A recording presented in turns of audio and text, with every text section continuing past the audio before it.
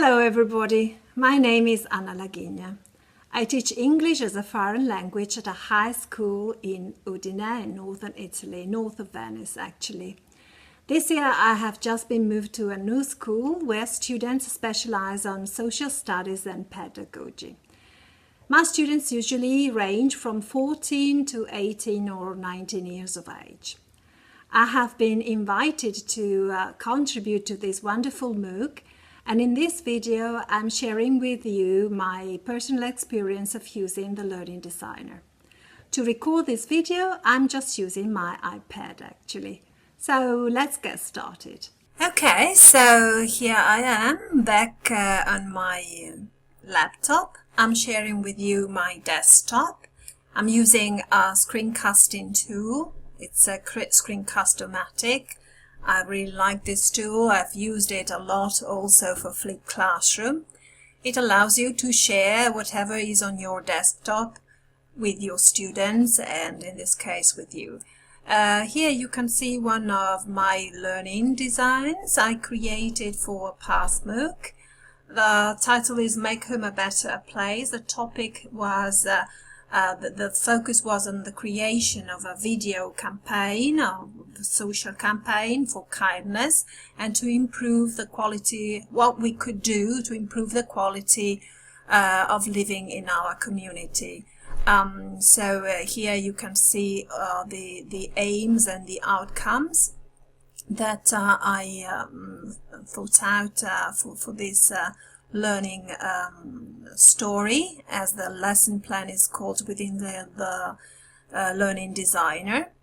And I have to tell you the truth, this is probably the most difficult part, or what I found most difficult in using the tool, to break down the different activities and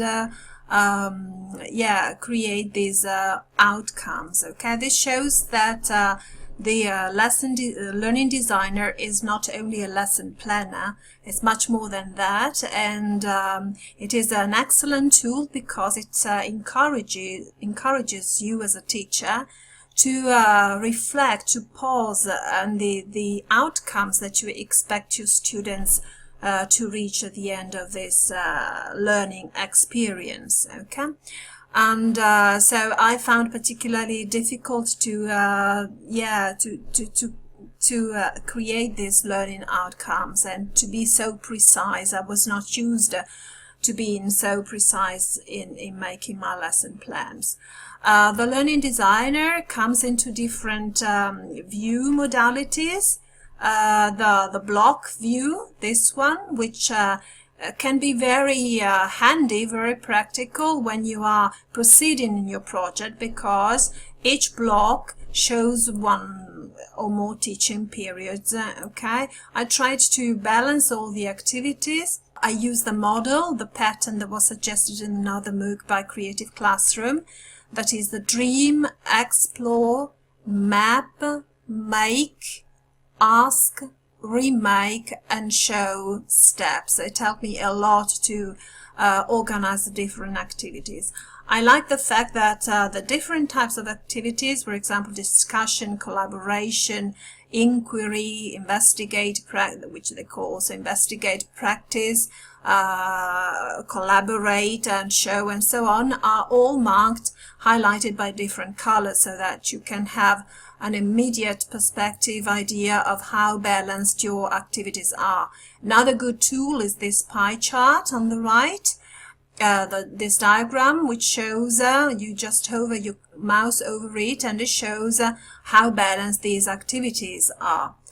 Another good point is that you have an immediate idea on how much time you are allocating for each activity, and also how the work in class or for homework is going to be carried out. So is it in plenum, the whole class? Is it individual? Is it in groups? How many members are going to take part? Is the teacher going to be present? Like here, here the teacher is not present. Here, he or she is present. and this is absolutely interesting, especially if you use such a tool to collaborate with other teachers. Think, for example, of a project across borders in e-twinning or other situations where you cannot, of course, talk to your colleague every day in the corridor or over the phone. It also shows immediately if any resources are attached to your lesson, to your learning design. For example, here, as you can see, I attached one of the resources, Acts of Kindness, a web page that my students could browse to have an idea of acts of kindness that other people have done in the world to make their community a better place to live. All right, as well as let's have a look at another one, a Linuit canvas. I'll show you in a minute. I created this canvas, this wall board for my students with a short message and a brief draft of what they were expected to do in this calendar, and also a link to the web page that they had to browse to get more inspiration. So the learning designer is can enhance also the use of technology in the classroom, because not only is it web-based and interactive, but it also makes the linking of resources so easy to be done. As well as in sharing, you just click this button here and you get an immediate link, a URL that you can send to friends, colleagues, and you can discuss over it. Okay, an inconvenience, what I found awkward in the beginning, as I said, the breaking down of the different outcomes, and but also the layout. So I don't particularly like this layout. It can be very practical when you proceed in the project, because this block is already done, that one, and you proceed. But if you have to read and finish, complete your lesson plan, sometimes it is awkward to fill it in, because the space provided is limited, apparently. Or if you're doing a peer review, you cannot read, you see it's difficult to scroll down and see the whole piece. But there is another way to visualize the lesson designer, which is they call it the list view, whereas the other one is the block view. And here you get a very traditional lesson plan, right? The colors remain, so that you can have anyway this idea, perspective on how balanced your activities are. The time is provided. Also, the other features are there. Okay, so and it's easier to read and to read or to review. Okay, so I think the learning designer is an excellent tool. Quite user friendly, apart from a few uncertainties in the beginning, of course. And another big advantage is that you can browse also other